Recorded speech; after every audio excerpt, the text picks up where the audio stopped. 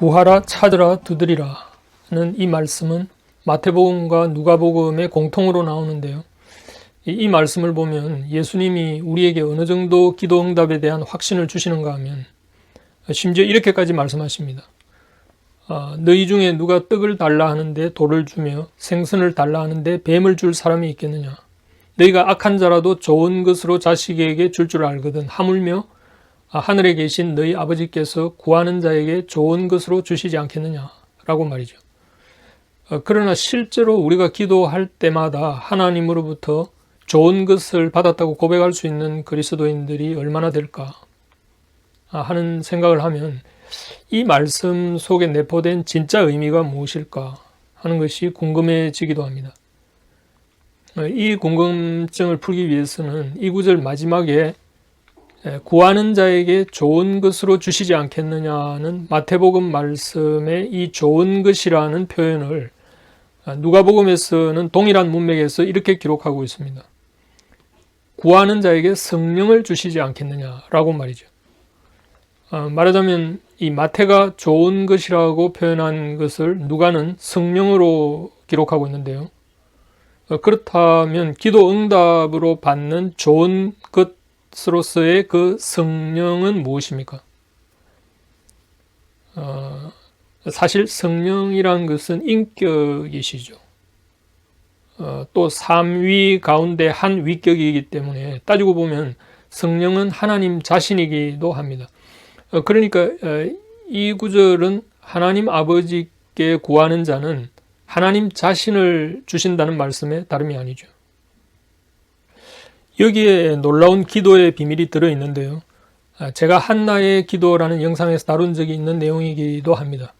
그러니까 사무엘서 1장에 기록된 한나의 기도를 한번 생각해 보십시다.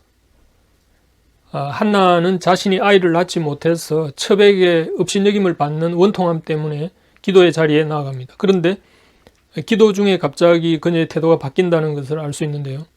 정작 아이를 갖지 못한 것에 대한 원통함은 사라지고 그래서 자식을 낳으면 아예 나시린으로 하나님께 바치겠다는 서원까지 합니다. 그리고 기도를 마칠 때는 그녀의 얼굴에 다시는 근심 빛이 없더라 하는 말씀을 보게 됩니다. 아직 기도 응답을 받지도 않았는데 말이죠. 이런 한나의 태도는 상식적으로는 납득이 가지 않습니다. 그러나 가만히 살펴보면 그녀는 기도 중에 이미 기도 응답을 받았는데요. 뭔가 하면 그녀는 자신을 술 취한 사람으로 오해한 그 엘리 제사장에게 스스로 고백한 것처럼 하나님과 심정을 통했다는 말을 한 것에 주목할 필요가 있습니다. 말하자면 이 한나는 기도 중에 하나님의 마음을 알게 되면서 모든 문제가 해결된 겁니다. 그 하나님의 마음이 무엇이었습니까? 이것은 사무엘서 1장만 놓고 보면 알 수 없지만 이 사무엘서 전체를 보면 보이는 건데요. 바로 사사기 말기의 그 영적 암흑기, 그러니까 이스라엘이 하나님을 무시하고 모두 자기 소견대로 방자히 행하던 때를 지켜보고 계셨던 그 하나님의 비통한 심정을 한나가 깨달으면서 하나님이야말로 이 무너진 시대를 일으킬 한 사람을 찾고 있다는 바로 그 하나님의 심정에 통했던 것이고요. 그래서 그녀는 자신이 아이를 낳게 되면 기꺼이 이스라엘을 다시 회복시킬 하나님의 한 인물로 바치겠다는 서원으로 나아갔던 것이죠. 말하자면 한나는 기도의 시작 단계에서는 자신의 신세 한탄으로 나아갔지만 결국 그녀는 자신보다 더 절박한 심정에 있는 하나님의 마음을 알아차리면서 자신의 신세 따위는 아랑곳하지 않게 된 겁니다.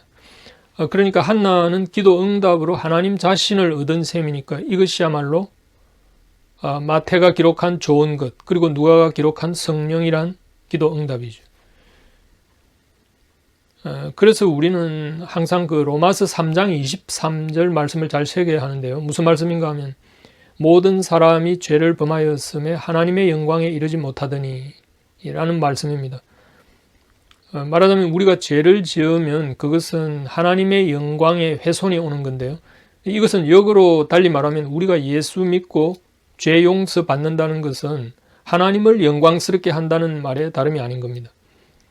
그런데 우리는 보통 예수 믿으면 하나님께 영광이 된다는 생각보다 우리가 천국 간다는 생각부터 하기 쉽습니다. 물론 그게 틀린 것은 아니지만 성경은 인간이 예수 믿고 회개하여 속죄함을 받는 1차적인 목적은 그것이 하나님을 기쁘시게 하고 하나님을 영화롭게 하는 것이라고 말하는데 우리는 그 사실을 종종 망각하는 것이 문제입니다. 돌아온 탕자 이야기를 생각해 보십시오. 탕자가 다시 집으로 돌아오는 것은 단순히 탕자가 다시 고생하지 않고 안락한 삶을 누린다는 것에 초점이 맞춰져서는 안 되고 오히려 매일 집 앞을 서성이며 애타게 기다리는 아버지의 마음을 시원하게 풀어드리는 것에 우리의 시선이 집중되어야 하는 겁니다. 바로 이 아버지의 마음을 탕자가 아는 것이 너무도 중요한 것이고 한나도 기도 중에 자신보다 더 애타게 마음 아파하는 하나님의 심정을 알아차렸을 때 모든 문제가 해결되었던 겁니다. 말하자면 기도 응답이란 내가 구하는 것의 충족이 1차적인 목적이 아니라 하나님 아버지의 마음을 얻는 것이 더 중요하다는 의미에서 볼 때 구하는 자에게 성령을 주시지 않겠느냐는 말씀은 기도 응답에 대한 진정한 확신을 주는 말일 뿐만 아니라 우리 믿음의 본질을 일깨우는 말씀이기도 합니다. 무슨 말인가 하면 우리 그리스도인들이 일반적으로 예수 믿으면 천국 간다는 믿음을 가지고 있지만 예수님은 정작 너희가 어린아이 같지 않으면 천국에 합당하지 않다는 말씀을 하시죠. 이 말씀은 어린아이에게는 엄마 아빠의 존재 자체가 그들의 모든 것이 된다는 의미를 깔고 있습니다. 만약 어떤 어린 자녀에게 돈 많은 부잣집에 양자로 가는 것과 가난하지만 친엄마 아빠 슬하에 사는 것을 선택하라고 하면 아마도 그 아이는 친부모를 선택할 공산이 큽니다. 그렇지 않을까요? 그러나 사춘기를 지난 아이들일 경우는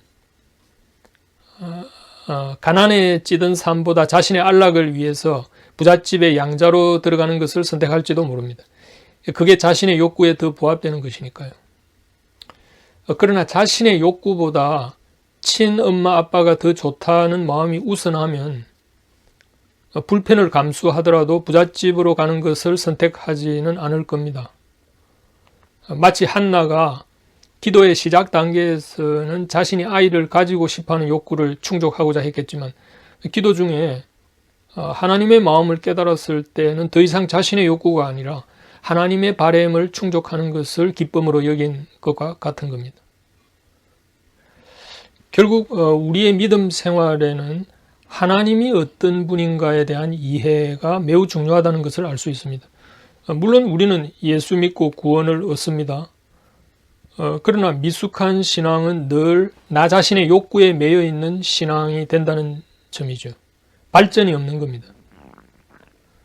마치 한 달란트 받은 종이 그 달란트를 땅에 파묻어 두는 어리석음을 범하는 것처럼 말이죠.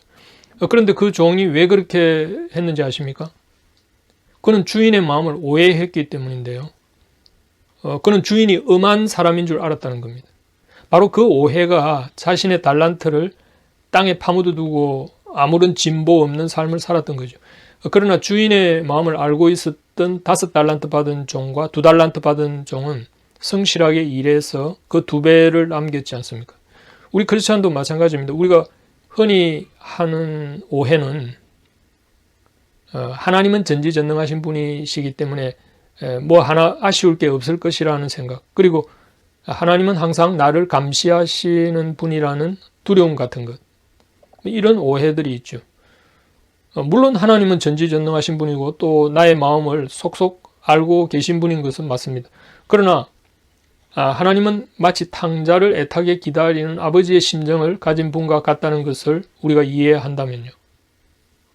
또 우리가 죄를 짓거나 하나님을 무시할 때 하나님은 우리를 벌 주려고 벼르는 분이 아니시고 자신을 외면하는 자신의 자녀에 대한 안타까움으로 마음이 무너져 내리고 있다는 사실을 우리가 깨닫는다면요.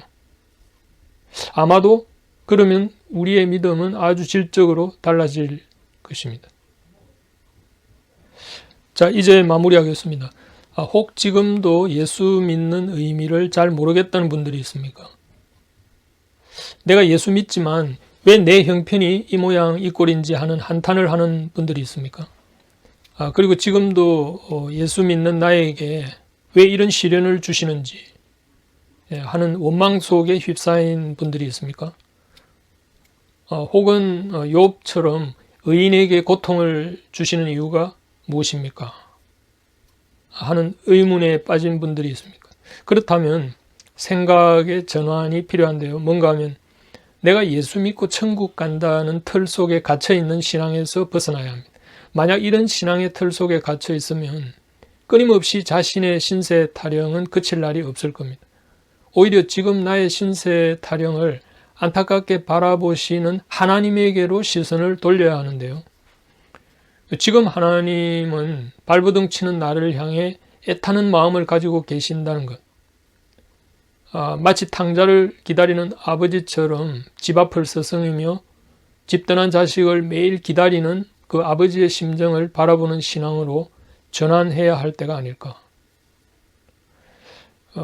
내가 죄를 지으면 천국에 가지 못할 거야 라는 나 중심의 두려움이 아니라 내가 죄를 짓는 것은 하나님의 마음을 근심시키는 일이다 라는 하나님 중심의 신앙으로 전환해야 하지 않을까요?